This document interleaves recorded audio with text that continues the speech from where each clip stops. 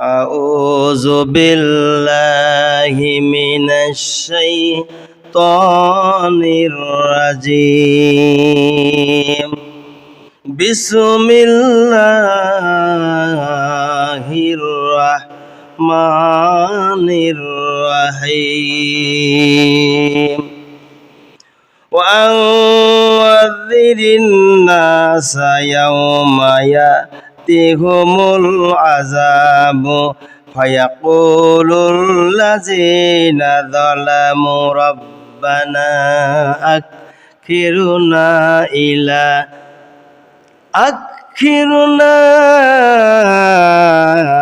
ইলা আযালিন করিব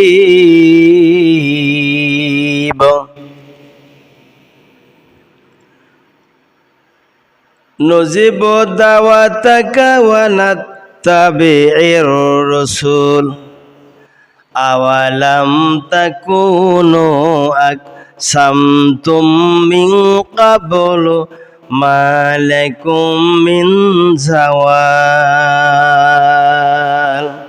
ওয়া সাকানতুম ফি মাসাকিনিল লাযিনা যালামু আনফুসাহুম ওয়া তাবায়্যানা লাকুম কাইফা ফাআলনা বিহিম ওয়া দারাবনা লাকুমুল আমসাল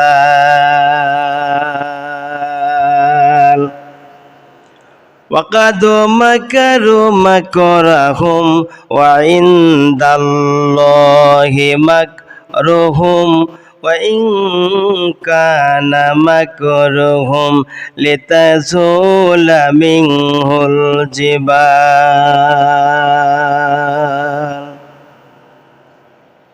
সাদাকাল্লাহুল আযীম। আল্লাহ রাব্বুল আলামিন পবিত্র কোরআনে কারিমার ভিতরে যে কথাগুলো বলেছেন সেই কথাগুলো আমি আগে সরল তরজমা করি। আল্লাহ রাব্বুল আলামিন জানিয়েছেন ওয়া'আযিরিন নাসা ইয়াওমা ইয়াতিহিমুল আযাবু ফায়াকুলুল লাযিনা যালামু রাব্বানা আখিরনা ইলা আযালিন করিব। আল্লাহ পাক বলেন মানুষকে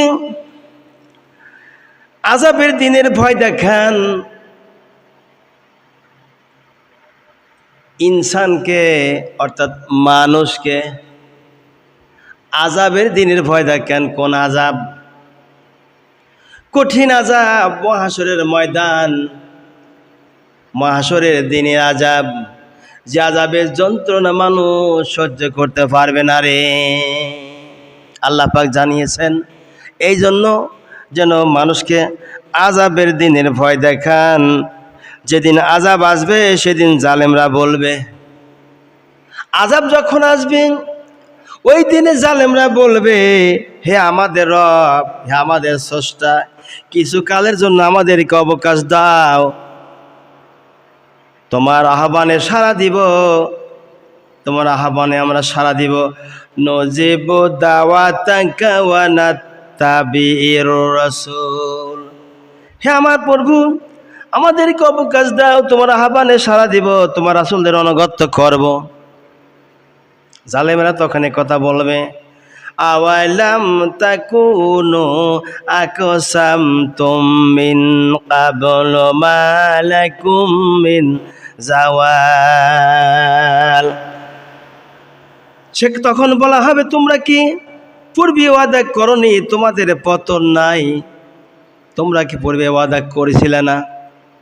সুতরাং ওয়াসাকানতুম ফি মাসাকিনিল লাযিনা যালামু আনফুসাহুম ওয়া তাবায়্যানা লাকুম কাইফা ফাআলনা বিহিম ওয়া দারাবনা লাকুমুল আমসাল।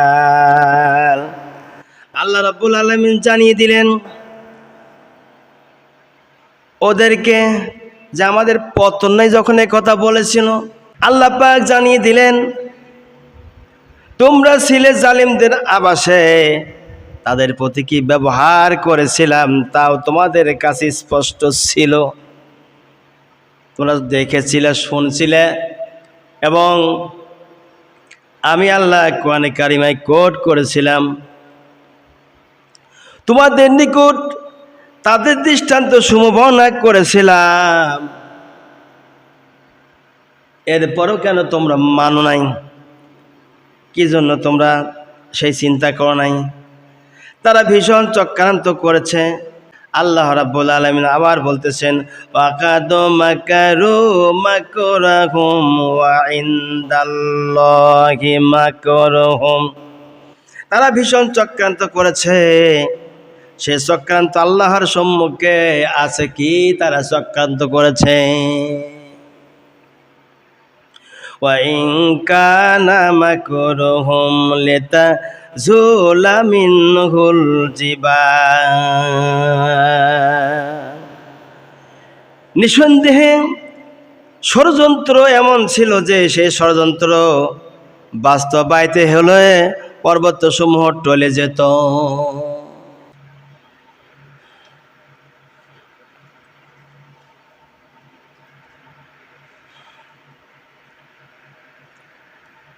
আমাকে বলছে, হুজুর, দেশে কোঠা নিয়ে অনেক আন্দোলন চলছে, শত শত মানুষ শহীদ হয়েছে, মা বোনদের উপরে অত্যাচার করা হয়েছে। আলেম ওলামা, দেশের প্রাণপ্রিয় দেশবন্ধু ওলামায়ে কেরাম এ ব্যাপারে অনেক মুখ খুলেছে, কথা বলেছে। কিন্তু অনেকেই বলেন, কুতুবে হুজুর উনি কোনো কথা এখনো বলেননি,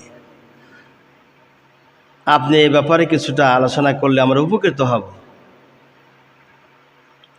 আমার কাছে একটা প্রশ্ন এসেছে, এটা যা হোক। আসলে ভাই কি বলবো, বলার মতো কিছু নাই। কি বলতে আমি যাব? আমি যদি বলি কোঠা আন্দোলন করছে, এই ছাত্ররা সঠিক কথা বলছে, তাদের আন্দোলন ঠিক আছে, তাদের আন্দোলনটা হয়ে গেলে পরে সরকার একটা সিদ্ধান্ত নিবে, সরকার যে সিদ্ধান্ত ভালো হবে ওই সিদ্ধান্তটা নিবে, তাও বলবে যে উনি রাজাকার ছিল তাই কথা বলছে। আবার যদি আমি বলি ছাত্রদেরকে হত্যা করলো কেন, শত শত ছাত্র প্রাণ দিয়েছে, জীবন দিয়েছে, জান দিয়েছে, রক্ত দিয়েছে, শত শত ছাত্রদের রক্ত ধোয়া হয়েছে স্প্রে মেশিন দিয়ে, পানি দিয়ে, তাও বলবেন রাজাকার ছিল। আমি যে কথাই বলি সেটা রাজাকার বলবে, কেননা আমার মাথায় টুপি আছে, মুখে দাড়ি আছে, এই জন্য লম্বা একটা জামা পরেছি, যার কারণে আমাকে বলবে উনি রাজাকার। এই রাজাকার বলি। আমাকে যখন পুলিশ, আর্মি, বিডিআর, র্যাব ধরে নিয়ে যাবে গভীর রাত্রিতে, আপনারা কেউ তখন আসবেন না, যেহেতু এটা ইসলামী রাষ্ট্র নয়। আমি তাই মুখ খুলে কোনো কথা প্রাণ ভরে বলতে পারি না, কিন্তু এই কোরআনের ভিতরে যা আছে তা বর্ণনা করলে পরে প্রত্যেকটা কথা সরকারের গায়ে লাগবে। আমি এই জন্য বলি না। ভাইরা আমার, ছাত্র তো আমার, এই ছাত্ররা হলো আগামী দিনের ভবিষ্যৎ। এই ছাত্রদের দ্বারা বিদেশ থেকে কোটি কোটি টাকা নিয়ে আসবে এই দেশে। এই ছাত্ররা আমাদেরই সন্তান, আমাদেরই ভাই ভাইস্তি, মুসলমান ভাইয়েরা আমার। এক একটা ছাত্র গড়তে গেলে পরে কত টাকা লাগে বাবা মা তার ভালো হিসাব জানে।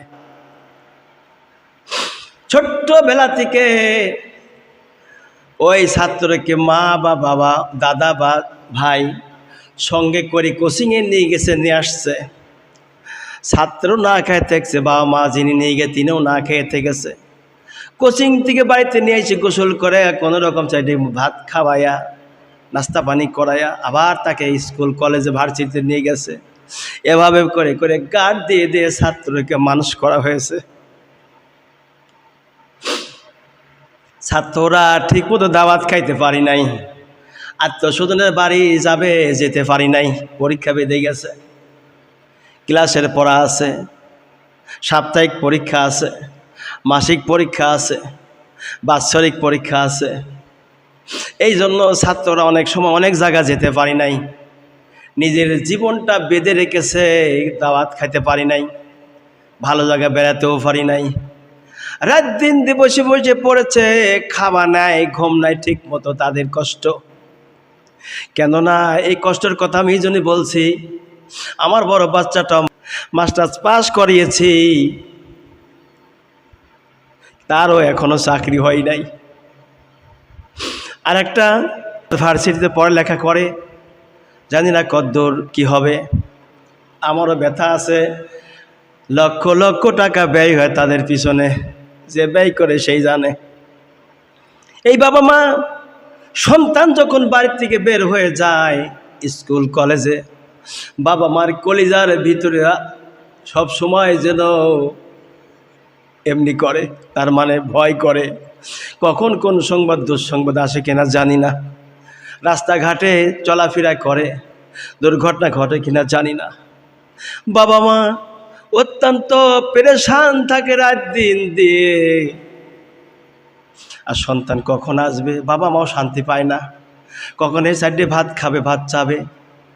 বাবা মায়ের দিকেও চিন্তা করে, সন্তানের লেখাপড়া খরচ জোগাইতে হবে, সন্তানকেও গার্ড দেয়, লেখাপড়ার জন্য খরচ তারা আবার জোগাড় করে।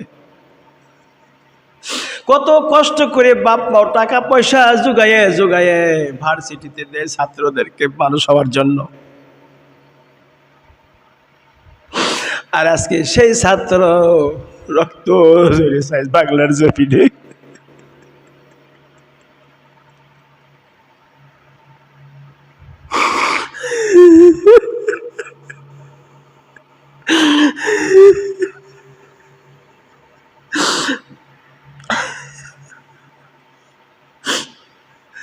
কোঠা আন্দোলন করতে গিয়ে ছাত্ররা রক্ত দিল, জান দিল,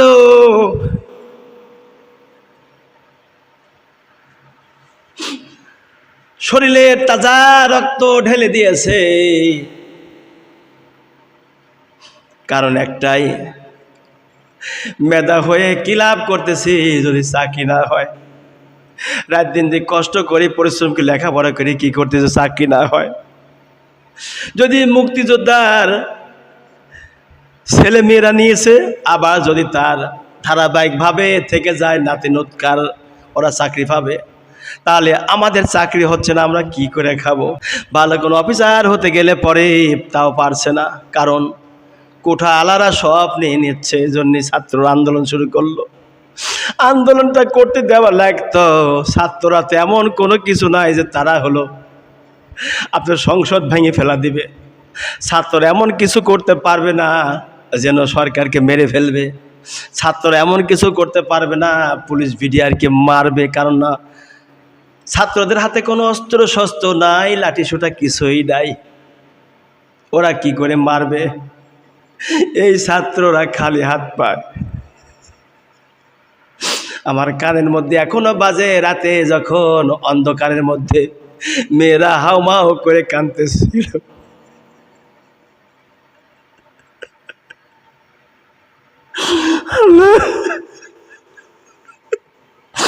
মেয়েরা যখন হাউমাউ করে কাঁদতেছিল, ছেলেরা যখন কাঁদতেছিল, ৭১-এর যুদ্ধ দেখি নাই, যদিও তখন জন্ম হয়েছে, তখন একটা মনেও নাই। কিন্তু 2024 সালে যেই ঘটনা বাংলাদেশে ঘটে গেল, যা ইতিহাসের খাতায় প্রথম নম্বরে লেখা থাকবে। এত সুন্দর সুন্দর ছাত্ররা মারা গেল, চেহারার দিকে চাইলে মনে হয় না তাদের একটা থাপ্পড় মারি। এত সুন্দর সুন্দর ছাত্ররা, মায়ের কোল খালি হয়ে গেল, বাবার বুক খালি হয়ে গেল।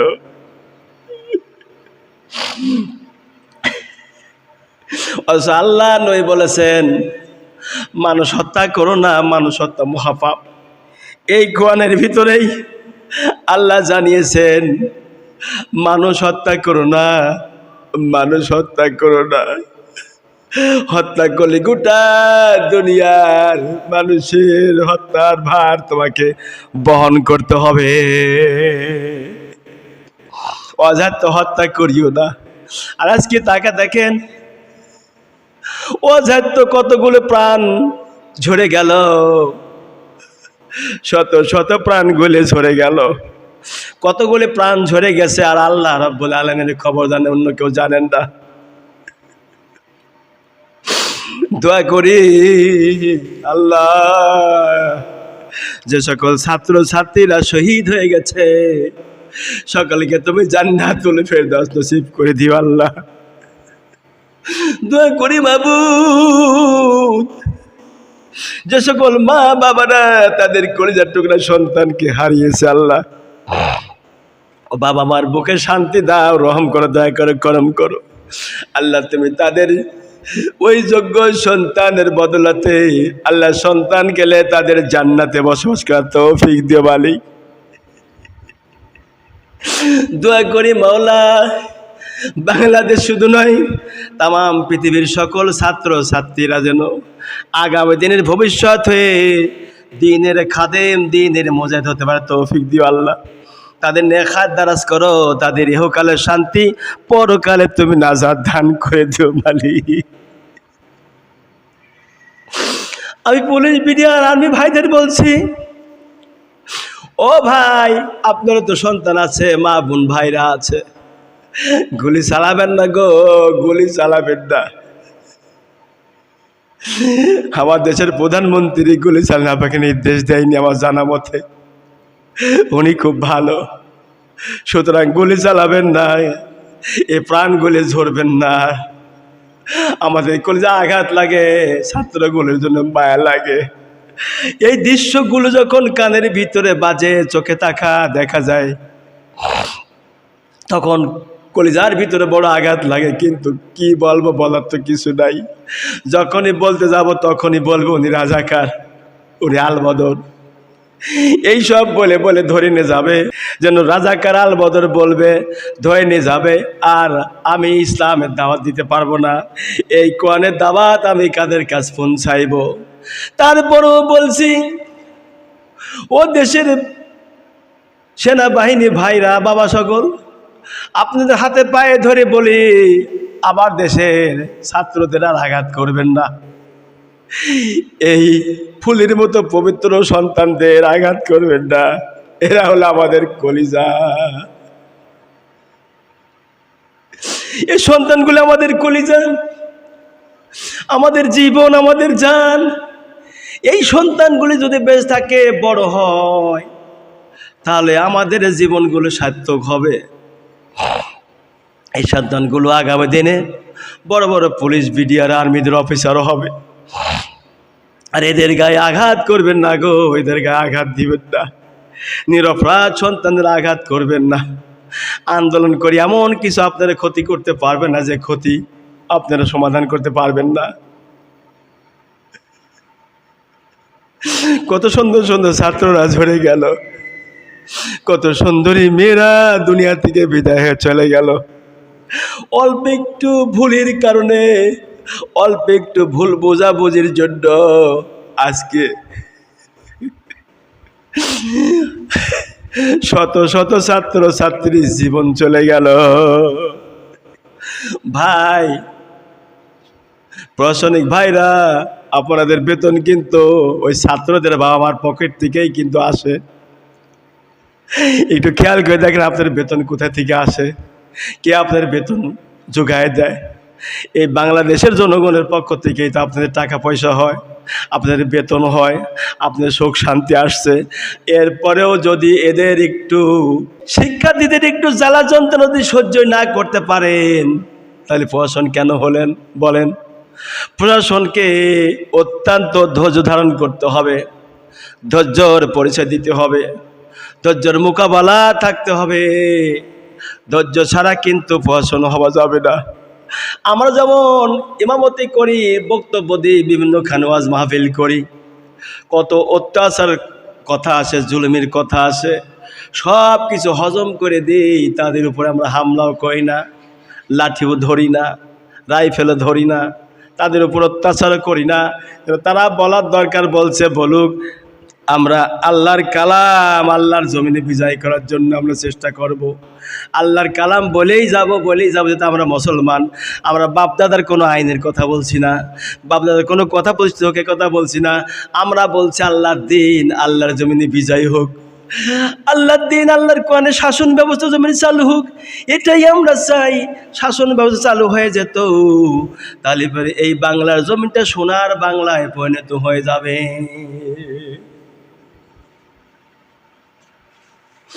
আজ আপনারা মারছেন ছাত্রদেরকে, আর কি ফিরে পাবেন এদেরকে? আর কোনোদিন তারা ফিরে আসবে না এই দুনিয়ায়, আর কোনোদিন এই ছাত্রদের পাবো না। এ দেশকে স্বাধীন করতে গিয়ে বঙ্গবন্ধু শেখ মুজিবুর রহমান জীবন দিল, আর কি আমরা তাকে ফিরে পাচ্ছি? ভাই, পাচ্ছি না। মেজর জিয়া রহমানকে হারিয়েছি, আর ফিরে পাচ্ছি না। সারা পৃথিবীর এক বাক্যে যাকে চিনত জানতো, যার কথায় লক্ষ লক্ষ মানুষ সাড়া দিয়েছে, এত জনপ্রিয়তা, আকাশচুম্ব জনপ্রিয়তা আল্লামা দেলোয়ার হোসেন সাঈদী, সে তাকেও হারিয়েছি, তাকে আর ফিরে পাবো না।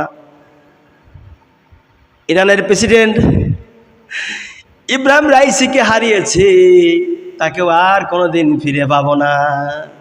অথচ এই সকল মানুষের জন্য লোকেরা কান্দে, দোয়া করে। আপনি এরকম কাজ করেন যেন লোকেরা দোয়া করে, লোকেরা আপনাদেরকে জন্য দোয়া করে, হাত তুলে কান্দে।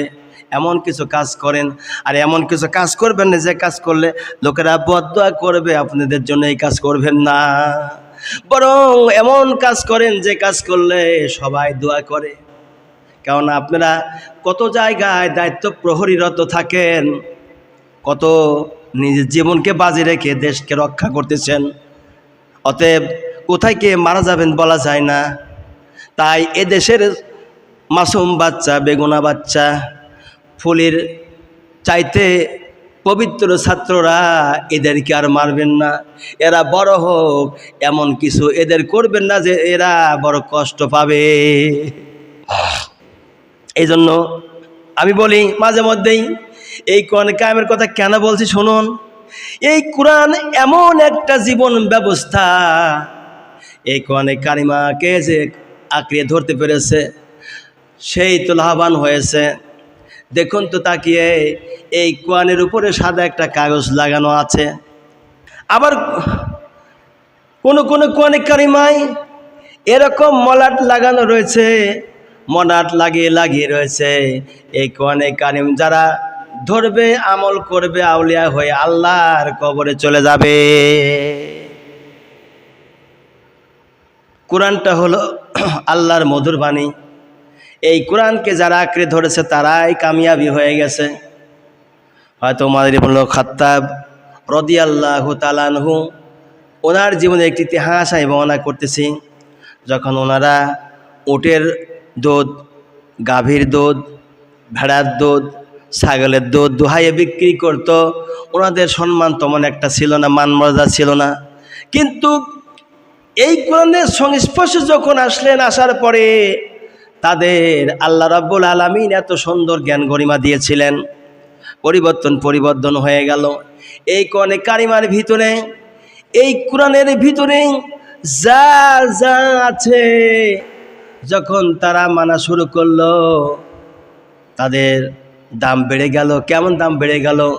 এই দেখুন তাকাইয়ে, এইটা মলাট বেঁধেছে যেভাবে করে, এর দেখুন তো আরবি কোনো লেখা নাই, এই মলাটে লেখা নাই, আরবি লেখা নাই। দেখুন আরবি লেখা নেই, কিন্তু এই কোরআনে কারিমার সঙ্গে যখন একে পেশায় বাঁধা হয়েছে, বাঁধার পর এই ভিতরের যে অক্ষরগুলো আছে, এটাকে যখন চুমা খেতে যাবে তখন এভাবে করে চুমা খায়।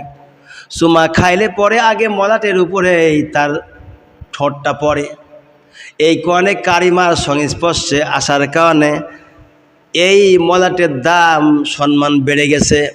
অনুরূপভাবে আপনি যদি আসেন এই কোরআনের রাস্তায়, এই কোরআনের পথে, তাহলে আপনার দাম আল্লাহ রাব্বুল আলামিন এই মলাটের মতো বৃদ্ধি করে দেবেন। সুবহানাল্লাহ। ভাইরা আমার, হয়তো ওমর খাত্তাব রাদিয়াল্লাহু আনহু কোরআন যখন ধরলেন, আঁকড়ে আমল করলেন, আর এই কোরআনের উপরে ফয়সালা করলেন। তিনি খেলাফত আন্দোলনকালীন তিনি কষ্ট এত করেছেন। আহারে, হযরতে ওমর ইবনে খাত্তাব রাদিয়াল্লাহু আনহু এই কোরআন আঁকড়ে ধরার পর থেকে নিয়ে এত কষ্ট করেছে, জীবনে যেন অত কষ্ট করি নাই। আহারে, আল্লাহর নবীর দরবারে এসে হাদিস পড়েছে, হাদিস শুনেছে, মুখস্থ করেছে, এই কোরআনের উপরে আমল করেছে, কোরআনটাকে আঁকড়ে ধরেছে, বুকের ভিতরে নিয়েছে, মাথায় রেখেছে, আর এই কোরআন দিয়ে সংসদে বিচার করেছে। এমনকি গভীর রাত্রে কে খেয়ে আছে, কে না খেয়ে আছে, কে কষ্টে আছে, কে সুখে আছে, খবরটা নিয়েছে। এদিনকে গভীর রাত্রিতে মরু ময়দানের দিকে হাঁটতেছে, হাঁটার সময় দেখে দূরে একটা আলো টিম টিম করে জ্বলতেছে। তিনি চিন্তা করলেন, ওই মরু ময়দানের ভিতরে, মরুভূমির মধ্যে কিসের আলো জ্বলে? আগায় গেলেন, যাবার পরে সালাম জানালেন। মহিলা কণ্ঠের আওয়াজ আসলো, ওয়ালাইকুম আসসালাম। আপনি কে পথিক? কয়, আম্মা যান, আপনি এত রাত্রে কি রান্না করেন? কাউকে পথিক, গত কয়েকদিন যাবত হয়ে যাচ্ছে আমি খলিফা উমর ইবনে খাত্তাব রাদিয়াল্লাহু আনহুর দরবারে যাওয়ার জন্য নিজ দেশ থেকে বের হয়েছে, কিন্তু এখনো পৌঁছাইতে পারি নাই। সন্তানদের এত ক্ষুধা লেগেছে, ক্ষুধার যন্ত্রণায় তারা ছটফট করতেছে, খাবার জন্য তারা পেরেশান। খেতে দেবো কোথায় থেকে? খাবার আমার কাছে নাই, খাবার জন্য যাচ্ছি হযরত উমরের দরবারে। ওগো পথিক, সন্তানদের ক্ষুধা নিবৃত্ত করতে পারছি না, ওদেরকে বুঝ দেওয়ার জন্য বলছি, বৎস, গোস্ত রান্না হচ্ছে, তোমাদেরকে খেতে দেওয়া হবে।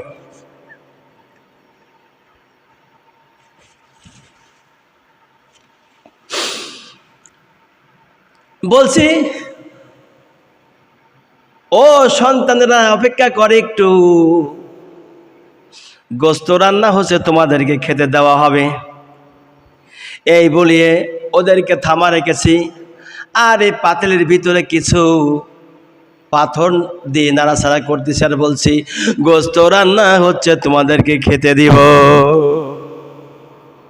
হযরত ওমর রাদিয়াল্লাহু আনহু চোখ থেকে পানি বয়ে বয়ে পড়তেছে, সঙ্গে সঙ্গে ছুটলেন দরবারের দিকে।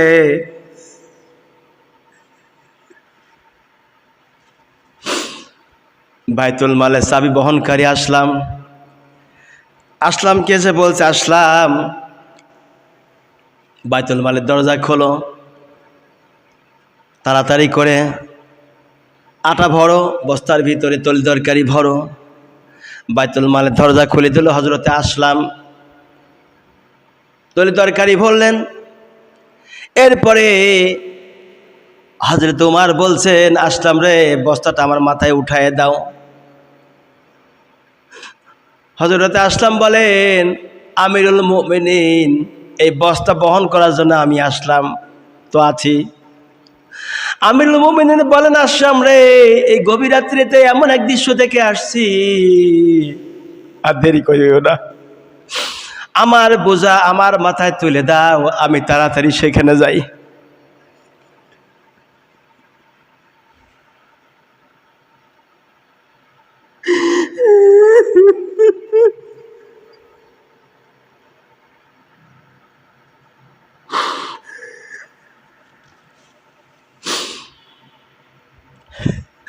হযরতে আসলাম পিছে পিছে ছুটলেন, মরুভূমির ভিতরে মহিলা সন্তানদের নিয়ে সময় কাটিতেছে। আর তোমার গিয়ে বলছেন, মা আপনি রুটি তৈরি করেন। হয়তো তোমার তিনি নিজে হাতে তরকারি কুটি তিনি সাহায্য করলেন, তরকারি কুটি তিনি সাহায্য করলেন। আর ওই মহিলাকে বলছেন, মা আপনি রুটি তৈরি করেন। রুটি বানানো হলো, তরকারি রান্না হয়ে গেল। হযরত ওমর বলছেন, মা না খেতে আপনিও রয়েছেন এই কয়দিনই, আমি আপনার সন্তানদেরকে আমি খাওয়াই দিই, আর আপনি নিজেও খেয়ে নিন। এই বলে দুই সন্তানকে উরুর উপরে বসালেন। হযরত ওমর রাদিয়াল্লাহু আনহু, রাষ্ট্রপতি কারে কয়, ইসলামী রাজ কারে কয়। হযরত ওমর সন্তানদেরকে উরুর উপরে বসালেন, আর মুখে রুটিটা তরকারি মাখা মাখা খাওয়া দিচ্ছে। মহিলাটি নিজেও খাচ্ছে আর বলছে, পথিক গো, ও পথিক, এই মক্কা মদিনার অদ্দজানের বাদশা যদি উমর না হয়ে আপনি হতেন, মানুষের ভাগ্য আরো ভালো হয়ে যেত।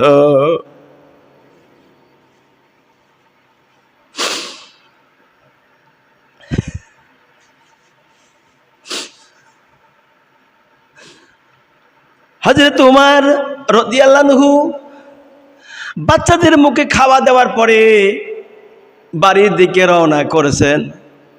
আসার পথে বলে আসলেন, মা আগামীকাল ওমরের দরবারে যাবেন, সেখানে আমাকে দেখতে পাবেন। আজকে যা দিলাম তার চাইতে বেশি কিছু মাল দেওয়া হবে।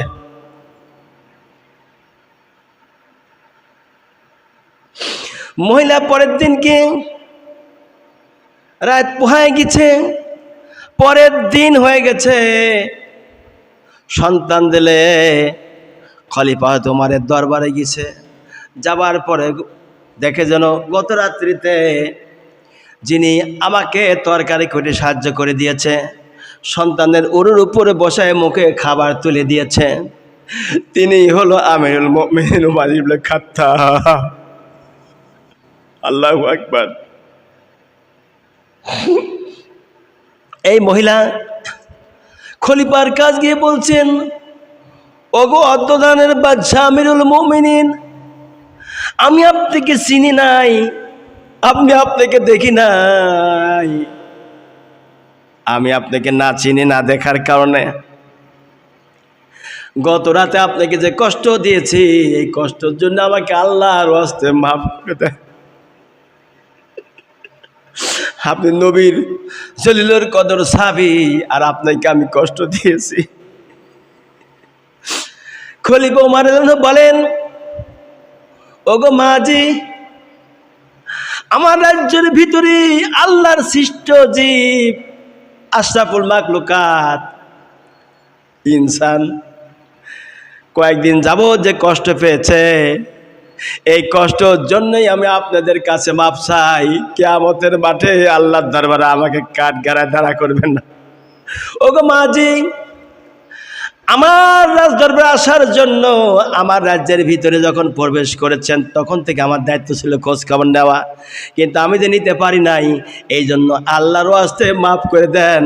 কিয়ামতের দিন আমাকে আল্লাহর আসামির কাঠগড়ায় দাঁড়া করবেন না, আমাকে আপনি মাফ করেন, উল্টে মাফ চাইবেন, উল্টো মাফ চাইবেন না, আমাকে আপনি মাফ করে দেন।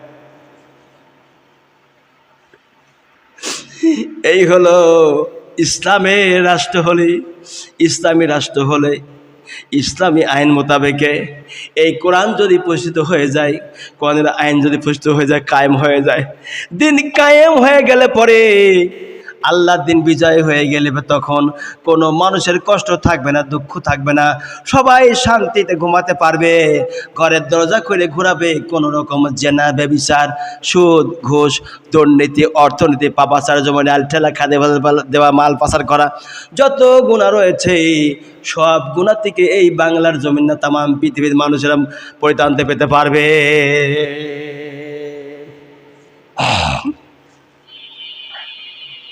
সোনার ভাইরা, এই জন্য আমি বলি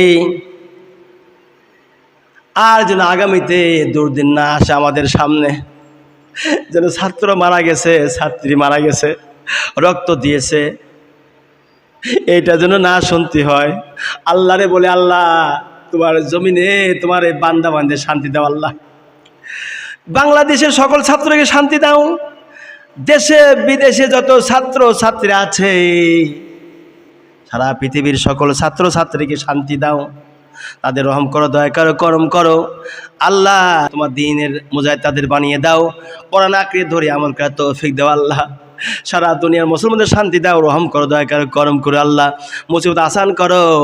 বাংলাদেশে যত পুলিশ, বিডিআর, আর্মি, র্যাব রয়েছে, প্রশাসনিক ভাইরা রয়েছে, সবার প্রতি তুমি রহমত বর্ষণ করো। সমস্ত গজব থেকে নাজাত দিয়ে তোমার রহমত দিয়ে কলিজাটা ঠান্ডা করে তোমার দিন জমিনে বিজয় করে দাও। তোমার কোরআনের শাসন ব্যবস্থা, তোমার নবীর আদর্শ, তোমার কোরআনের শাসন ব্যবস্থা তোমার জমিনে তুমি চালু করে দাও। আল্লাহ শাইখুল হাদিস আল্লামা মুহাম্মদ জাকারিয়া কান্দলবী রহমাতুল্লাহ আলাইহি মূল লেখক, তার ইতিহাসের মধ্যে লিখেছে, এই দুনিয়াতে রিজিকের জন্য আমরা অনেক পেরেশান থাকি, নামাজ পড়তে চাই না, রোজা করতে চাই না, নামাজের বেলা খুব অলস, অথচ কিয়ামতের দিন নামাজের হিসাব আমার আল্লাহ আগে নেবেন। হযরতে শাইখুল হাদিস আল্লামা মুহাম্মদ জাকারিয়া কান্দলবী রহমাতুল্লাহ আলাইহি তিনি মূল লেখক, তার ইতিহাসের মধ্যে লিখেছেন, কুদ্দে একটি জায়গার নাম, এই গোত্রে একটি বিখ্যাত ডাকাত বাস করত, আব্দুল্লাহ, বড় ডাকাত, আল্লাহর বান্দা ছিল, খুব ডাকাত, বড় ডাকাত, বিখ্যাত ডাকাত বাস করত। এই ডাকাত ডাকাতি করার জন্য বের হয়েছে, রিজিক অনুসন্ধান করে, সে ডাকাতের মাধ্যমে রিজিকের ব্যবস্থা করে, ভরণ পোষণ ডাকাতি করে করে করে। এই কুদ্দির ডাকাত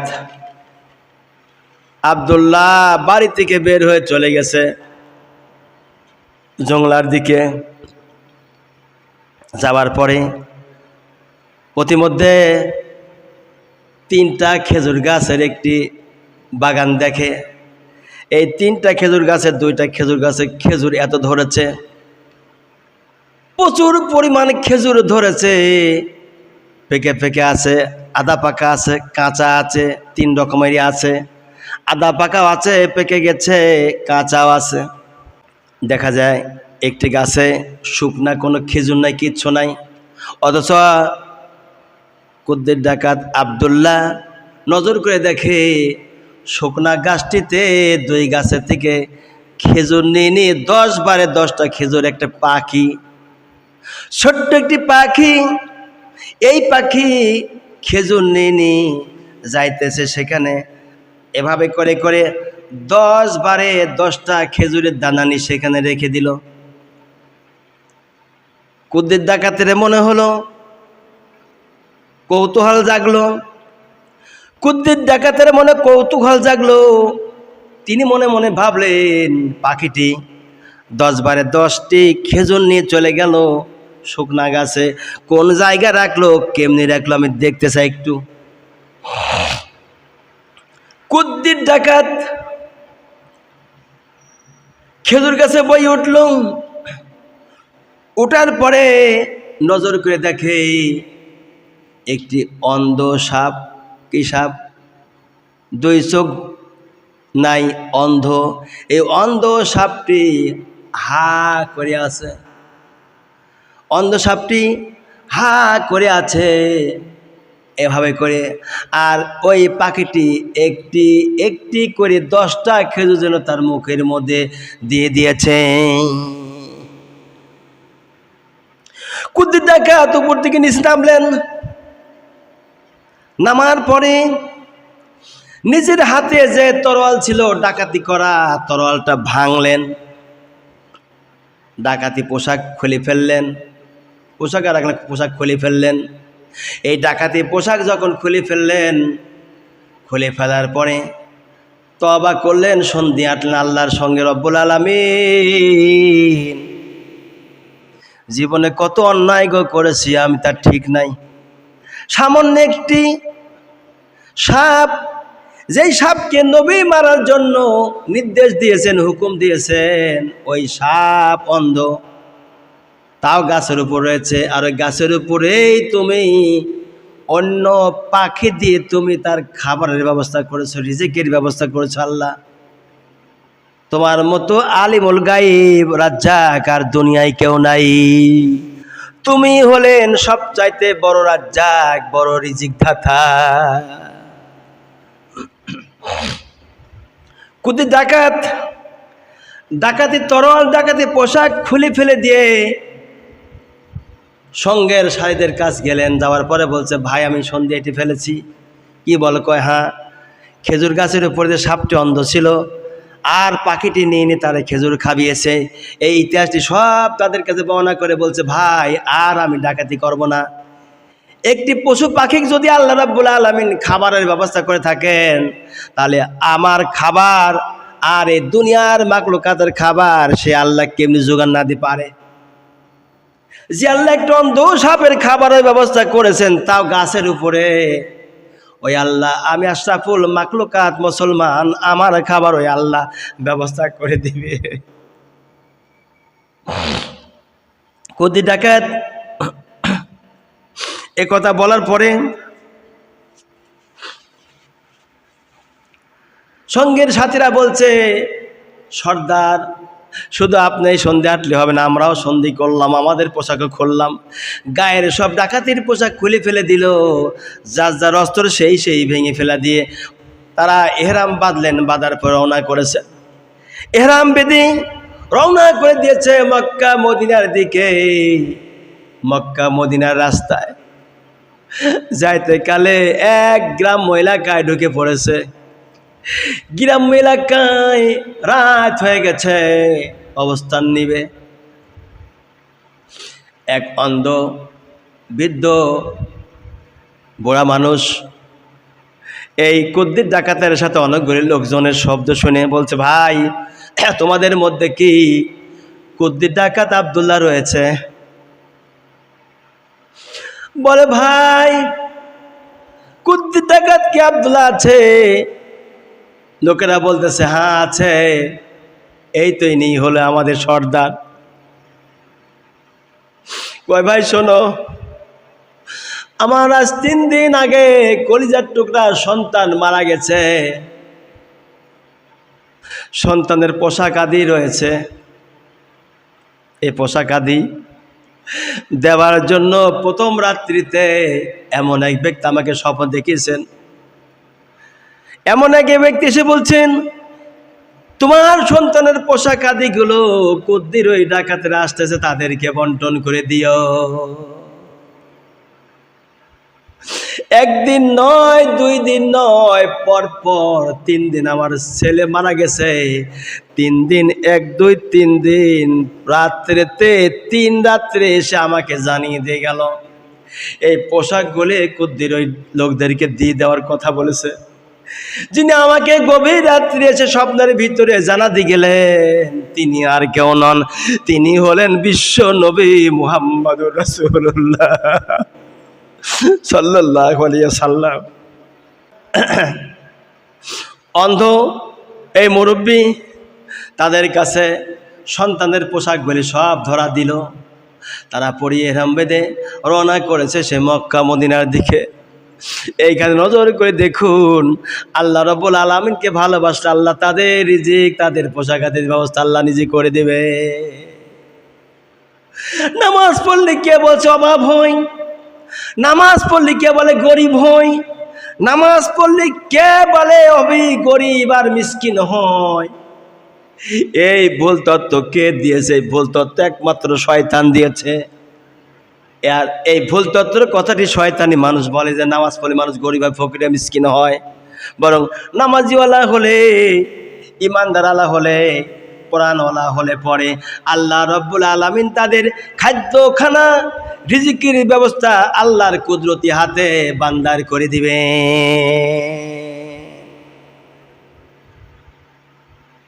সুতরাং নামাজ পড়তে হবে, নামাজের প্রতি মনোযোগ দিতে হবে, নামাজের প্রতি গুরুত্ব দিতে হবে। নামাজ ছাড়া কোনো গতি নাই, কোনো উপায় নাই। হযরতে ইবনে আব্বাস রাদিয়াল্লাহু তাআলা থেকে বর্ণিত, তিনি বলেন রাসূল কারীম সাল্লাল্লাহু আলাইহি সাল্লাম বলেছেন, যে ব্যক্তি ক্ষুধার্ত অথবা অভাবী হয়েও লোকদের কাছে কিছু চায় না, কিছু বলে না, প্রয়োজনীয় থাকার পরেও লোকদের কাছে কিছু বলে না, প্রয়োজনের কথা বলে না, সেটা গোপন করে, আল্লাহ নেই বলেন এই গোপন করার কারণে হালাল মাল হইতে 1 বছরের রিজিক বান্দাকে আল্লাহ দিয়ে দিবেন। সুবহানাল্লাহ। অন্য হাদিসে এসেছে রাসূল কারীম সাল্লাল্লাহু আলাইহি সাল্লাম বলেন, যদি কোনো ব্যক্তি অভাবী হয়, ক্ষুধার্ত হয়, প্রয়োজনীয় জিনিস মানুষের কাছে বলে নাই, গোপন করেছে, এই গোপন করার কারণে আমরা আল্লাহ রাব্বুল আলামিন 1 বছরের বরকতের খানা রিজিক আল্লাহ তার জন্য বাজেট করে দিবেন। সুবহানাল্লাহ। রহ মিশকাত শরীফ, মিশকাত শরীফের মধ্যে এই হাদিসটা এসেছে, তাই বর্ণনা করলাম। আমার বন্ধুগণ, এই জন্য রিজিক নিয়ে কোনো পেরেশান করা যাবে, টেনশন করা যাবে না। আল কোরআন হুজ্জাতুল্লাহ ওয়া আলাইকা, এই কোরআন যদি আমল করতে পারি, কিয়ামতের মাঠে রাসূল বলেছেন তার জন্য সুপারিশ করবে এই কোরআন, জান্নাতে সুপারিশ করবে কোরআন। আমরা আজকে কোরআনটারে ভুলে গেছি, হাদিসকে ভুলে গেছি, নবীজির কথাকে ভুলে গিয়েছি, আল্লাহর ভয়, নবীর সুন্নত তরিকা আমরা ভুলে গিয়েছি, যার কারণে আজকে আমাদের ভিতরে উল্টেপাল্টা কাজকর্ম চলতেছে, মানুষের মধ্যে কাটাকাটি, হানাহানি সব কিছু চলতেছে। সেই জন্য আমার আল্লাহ রাব্বুল আলামিন জানিয়েছেন, হে দুনিয়ার মানুষেরা শোনো, ইন্নাল ইনসানা লাযালুমুন কাফফার। আল্লাহ পাক এই জন্য বলেন, মানুষ বড়ই জালেম, বড় অকৃতজ্ঞ, মানুষ বড় জালেম, বড় অকৃতজ্ঞ। আল্লাহর নিয়ামত পাওয়ার পরে, আল্লাহর নিয়ামত পেয়েও তারা আল্লাহ শুকরিয়া আদায় করে না। আল্লাহ রাব্বুল আলামিন আমাদের সকলকে আল্লাহর কোরআনের কথা, নবীর হাদিসের কথা বর্ণনা করা, আমল করা, অন্যকে জানাবার জন্য সুযোগ দেয়, এবং আল্লাহ যেন এই কোরআনওয়ালা মানুষ বানিয়ে কবলে বলি আল্লাহুম্মা আমিন। কোরআন ছাড়া কোনো গতি নাই, উপায় নাই। এই দুনিয়াতে যত রাজা বাদশা এসেছে, যারাই এই কোরআনকে আঁকড়ে ধরেছে, আমল করেছে, আল্লাহ রাব্বুল আলামিন তাদের জীবনটা পরিবর্তন করে দিয়েছে। এই কোরআন দিয়ে যদি পারিবারিক থেকে রাষ্ট্রপন্থক বিচার করা হয়, আল্লাহ রাব্বুল আলামিন সেই রাষ্ট্রের প্রতি রহমত নাজিল করে। সেই রাষ্ট্রে যত মানুষ বাস করে, রাজা বাদশা থেকে শুরু করে কর্মচারী পিয়ন পর্যন্ত, যত মিনিস্টার মন্ত্রী পিয়ন বাস করে, এমপি মন্ত্রী, যত রাজা বাদশা আছে দেশে, তাদের উপরে আল্লাহ রহমত নাজিল করে দিবেন যদি কোরআন অনুযায়ী ফায়সালা করা যায়, বিচার করা যায়। কেননা ভাই, আমাদের একদিন মরতেই যা হয়, মরতে হবে। দুনিয়ায় চিরদিন বেঁচে থাকার জন্য আসি নাই, মরতেই হবে, একদিন মরতেই হবে, যে মরতেই হবে। কোনোদিন স্থায়ীভাবে আমরা টিকে থাকার জন্য আসি নাই, এই দুনিয়া থেকে একদিন বিদায় হয়ে যেতে হবে। ওদিনে বাবা কন, মা কন, ভাই কন, বোন কন, রাষ্ট্রপতি কন, প্রধানমন্ত্রী কন, রাষ্ট্র রাজা বাদশা যাকে বলেন না কেন, কেউ আপনার সঙ্গে সাথী হবে না। মালিকুল মউত যখন হাজির হয়ে যাবে, তখন এক যারা পরিমাণ আপনাকে সময় দিবে না, সঙ্গে সঙ্গে ধরবে কি, রুট আত্মাটা বের করে নিয়ে যাবে। আপনার কোটি কোটি টাকা আছে, একটি টাকা আপনি নিয়ে কবরে যেতে পারবেন না। এই টাকাগুলো অন্যের হাতে চলে যাবে, সম্পদ অন্য অন্যের হাতে চলে যাবে, সম্পদ, টাকা পয়সা, বাড়ি গাড়ি সব অন্যের হাতে চলে যাবে আপনার মৃত্যুর সময়। অতএব আপনি কার জন্য টাকা পয়সা চুরি করছেন, ডাকাতি করছেন? দেশের টাকা বিদেশে নিয়ে আপনি কিভাবে করে জমি জমা কিনছেন, সেগুলিকে সিজ করে নিয়ে নিচ্ছে বিদেশ সরকার, সেগুলিকে বাজেয়াপ্ত করে দিচ্ছে। আপনি দেশের সম্পদ, দেশের টাকা, দেশের মানুষকে খাবার, নিজের আহলে বাদদেরকে খাবান, দেশের মানুষের সাথে ভালো আচরণ করে কবরে চলে যান, হাসতে হাসতে আল্লাহর জান্নাতে প্রবেশ করবেন। আর যদি একটি টাকাও যদি জনগণের টাকা আত্মসাৎ করে যদি মারা যান, কিয়ামতের দিন চোরের কাতারে আপনাকে দাঁড়া করা হবে। যদি আপনি মুসলমান হন তাহলে পরে চুরি ডাকাতি খুন খারাপি সাহায্য করবেন না, চুরি ডাকাতি খুন খারাপি নিজেও করবেন না, অন্যকে করাবেন না, আল্লাহর ভয় দিবেন। ইত্তাকুল্লাহ, আমার আল্লাহ রাব্বুল আলামিনের ভয় মানুষের মনের মধ্যে দিয়ে দিতে হবে। এই জন্যই আমি বারবার বলি, ভাই আমাদের মৃত্যু একদিন আছে, মৃত্যু স্বাদ গ্রহণ করতে হবে। কুল্লু নাফসুন যায়কাতুল মাউত সুম্মা ইলাইনা তুরজাউন। মরার পরে আল্লাহর কাছে ধোয়া দিতে হবে, জানটা যেন, রুহুটা যেন, আত্মাটা যেন ইল্লিন স্থানে থাকে। সেই জন্য আমাদের এই কোরআন আঁকড়ে ধরতে হবে, কোরআন মোতাবেক আমল করতে হবে, কোরআন অনুযায়ী আমল করতে হবে। কোরআন নিয়ে আমাদের সিনিমিনি করা যাবে না। এই কোরআন আমার আপনার একার নয়, এই কোরআন আমার আল্লাহ রাব্বুল আলামিন তার এই কালাম। এই কালাম নিয়ে কোনো বাড়াবাড়ি করা যাবে না, এই কোরআনকে তিরস্কার ধিক্কার দেওয়া যাবে না। এই কোরআন আমাদের জীবন, আমাদের কলিজা। এই কোরআন ছাড়া আমাদের জীবন ব্যবস্থার কোনো কিছু নাই। এই কোরআন নিয়ে আমাদের আনন্দ, এই কোরআন নিয়ে আমরা যাব। কোরআন আমাদের সঙ্গে সাথী, কবরের বাতি, হাসরের ময়দানে নাতের সাথী। এই কোরআন রাজা বাদশা মন্ত্রী মিনিস্টার যেই আমল করবে, কেন?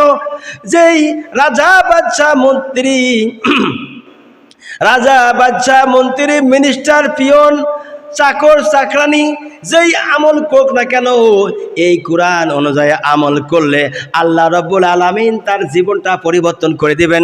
এই কোরআন তাকে কোরআনওয়ালা বানায় দিবে। আর এই কোরআন অনুযায়ী আমল করলে আল্লাহ রহমত দিয়ে বান্দার কলিজা ঠান্ডা করে দিবেন। এই কোরআন ছাড়া কোনো গতি নাই, কোনো উপায় নাই। দুনিয়ার সয় সম্পত্তি, টাকা পয়সা, বাড়ি গাড়ি, অর্থ সম্পদ বিদেশে পাচার করে কোনো লাভ নেই, বরং আপনি কিয়ামতের মাঠে চোরের কাতারে দাঁড়া হবেন। এই সম্পদ কার জন্য আপনি রেখে যাচ্ছেন? কেউ আপনার সাথী হবে না, কেউ আপনার সঙ্গী সাথী হবে না। হবে এল কোরআন, হবে আপনার নামাজ, হবে আপনার ভালো কাজ, ভালো আমলগুলো হবে। অতএব ভালো কাজ করেন দেশে, ভালো আমলগুলি করেন দেশে। আল্লাহ রাব্বুল আলামিনের যদি ভালো কাজ, ভালো আমল করে যদি আমরা মরতে পারি, আল্লাহ পাক আমাদের জন্য জান্নাতুল ফেরদাউস রেখে দিয়েছেন। আল্লাহ যেন আমাদের সবাইকে জান্নাতের মানুষ বানায়, জান্নাতুল ফেরদাউসের মেহমান বানিয়ে নেয়। বলি আল্লাহুম্মা আমিন।